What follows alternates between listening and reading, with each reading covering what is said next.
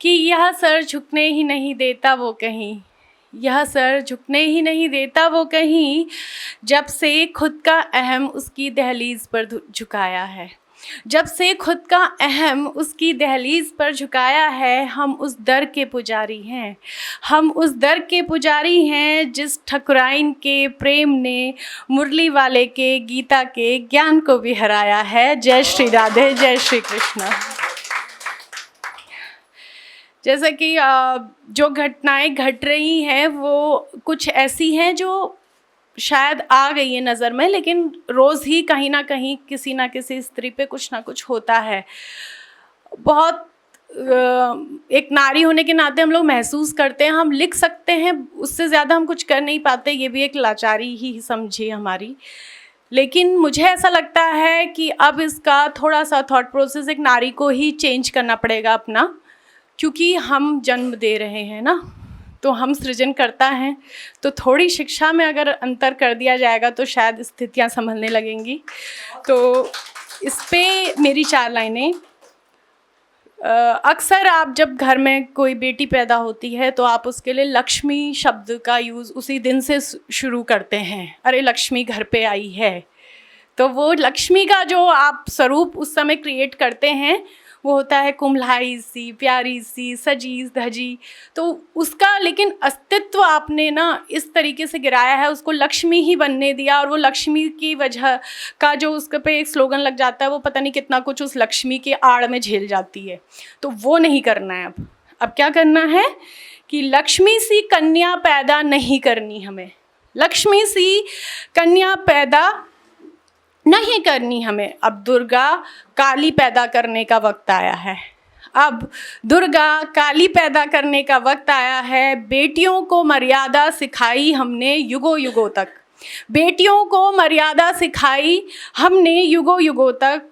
अब बेटों को मर्यादा का पाठ पढ़ाने का वक्त आया है, अब बेटों को मर्यादा का पाठ पढ़ाने का वक्त आया है। तो मेरी गुजारिश है कि हर माँ जो है अब बेटियों से पहले अपने बेटों को पढ़ाए कि किस तरीके से एक स्त्री का सम्मान किया जाता है।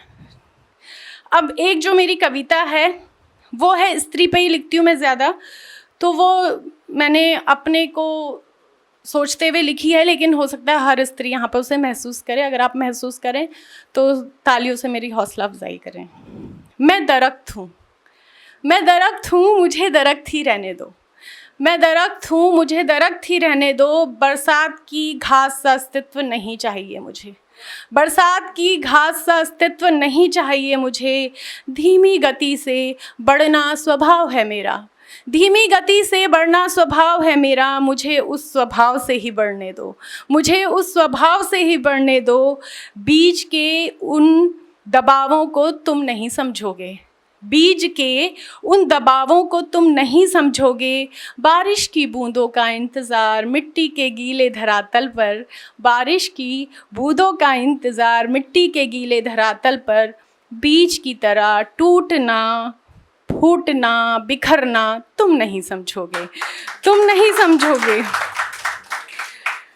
बिखर कर फिर अंकुरित होने की वो खुशी, बिखर कर फिर अंकुरित होने की वो खुशी।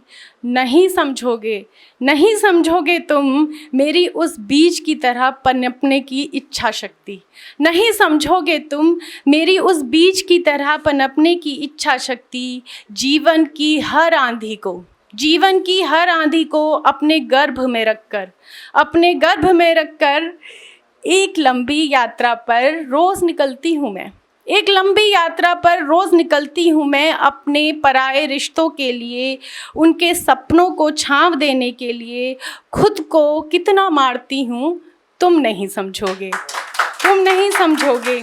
फिर भी जीवन के इन पहलुओं के बीच, फिर भी जीवन के इन पहलुओं के बीच ढूंढ लेती हूँ अपना वो सुकून, अपना वो सुकून, वो इच्छा शक्ति। पीपल के वृक्ष की तरह, पीपल के वृक्ष की तरह उग जाती हूँ दरीचों से, उग जाती हूँ दरीचों से। खड़ी हो जाती हूँ सुदृढ़ता के साथ, खड़ी हो जाती हूँ सुदृढ़ता के साथ। मेरी ख्वाहिशों की शाखाएं, मेरी ख्वाहिशों की शाखाएं कितने ही मौसम, खरपतवारों, रोड़े, पत्थरों को पराजित करते हुए। हर स्त्री जो होती है वो पीपल के वृक्ष की तरह होती है। आप उन्हें, स्त्रियों को कई जगहों पर दबाया जाता है, लेकिन उनके हौसले इतने होते हैं, आप सभी स्त्रियां जानती हैं कि अगर उन्हें कुछ करना होता है ना तो वो कर ही डालती हैं। ठीक है, तो रोड़े पत्थरों को पराजित करते हुए मैं भी पीपल के पत्तों सी नरम और जड़ों सी सख्त बन ही जाती हूँ। मैं भी पीपल के पत्तों सी नरम और जड़ों सी सख्त बन ही जाती हूँ। जिंदगी के शोर को प्राणवायु बनकर लौटाती हूँ, प्राणवायु बनकर लौटाती हूँ। इसलिए ही तो कहती हूँ मैं एक दरख्त हूँ, मुझे दरख्त ही रहने दो। धीमी गति से बढ़ना स्वभाव है मेरा, मुझे उस स्वभाव में ही बढ़ने दो, थैंक यू सो मच। और 4 लाइनें बोलकर मैं अपनी वाणी को विराम दूंगी। थिरकना पल पल जिंदगी का एहसासों के आंगन में किसी तालीम से कम नहीं, कर्मों की सटीक मुद्राएं तय करती हैं हमारा जीवन, हम नहीं। कर्मों की सटीक मुद्राएं तय करती हैं हमारा जीवन, हम नहीं। तो आप हमेशा अच्छी नीयत से कर्म कीजिए, क्योंकि यही आपका जीवन और भाग्य दोनों बनाएंगी। Thank you so much. अगर आप ये वीडियो YouTube पर देख रहे हैं तो हमारे चैनल को सब्सक्राइब करें और बेल आइकन को दबाना ना भूलें। अगर आप Facebook पर ये वीडियो देख रहे हैं तो हमारे पेज को लाइक करें।